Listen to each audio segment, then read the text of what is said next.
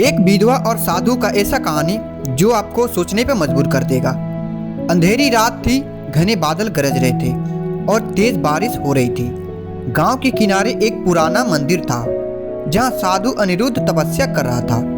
तभी एक महिला तेज कदमों से मंदिर की ओर बढ़ी। उसके कपड़े भीग चुके थे, आंखों में डर और चेहरे पे थकान साफ झलक रही थी। साधु ने आंखें खोली और देखा सामने महिला खड़ी थी। महिला कांपती हुई आवाज में कहा, मुझे मदद चाहिए। सुमित्रा जो 5 साल से विधवा थी, किसी भयानक साजिश का शिकार हो रही थी। उसके पति की रहस्यमयी मौत को गांव वालों ने आत्महत्या मान लिया था, लेकिन उसे पूरा यकीन था कि यह आत्महत्या नहीं, ये हत्या थी।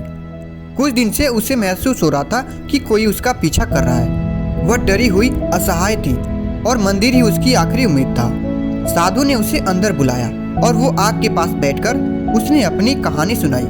साधु ने ध्यान से सुना, लेकिन उसके अंदर एक अजीब सा भाव उमड़ रहा था। बरसों से जिसने संसार का त्याग कर दिया था, उसके भीतर आज एक अजीब सा लगाव जन्म ले रहा था। धीरे धीरे दोनों के बीच मन संवाद बढ़ने लगा। सुमित्रा की आंखों में दर्द था और साधु के मन में दृढ़। क्या साधु अपने राह से भटक रहा था? क्या एक सन्यासी प्रेम कर सकता है? इसी बीच गांव में साधु ने अपने तरीके से सच्चाई जानने की शुरू की। ठाकुर रणवीर नाम का एक व्यापारी था जो सुमित्रा की जमीन हड़पना चाहता था। उसी ने उसके पति की हत्या करवाई थी।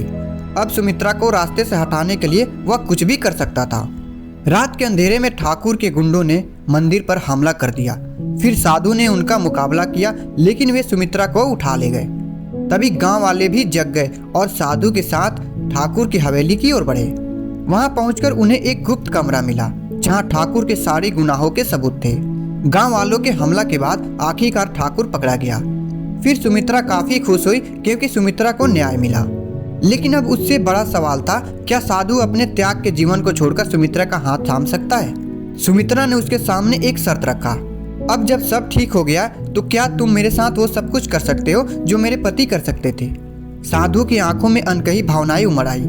उसने गहरी सांस ली और कहा, तुम्हारी जगह इस दुनिया में है और मेरी जगह इस मंदिर में। सुमित्रा मुस्कुराई, लेकिन उसकी आंखों में एक अधूरे प्रेम का दर्द झलक रहा था। वह मंदिर की सीढ़ियों से नीचे उतरने लगी। साधु चुपचाप उसे उतरता हुआ देखता रहा।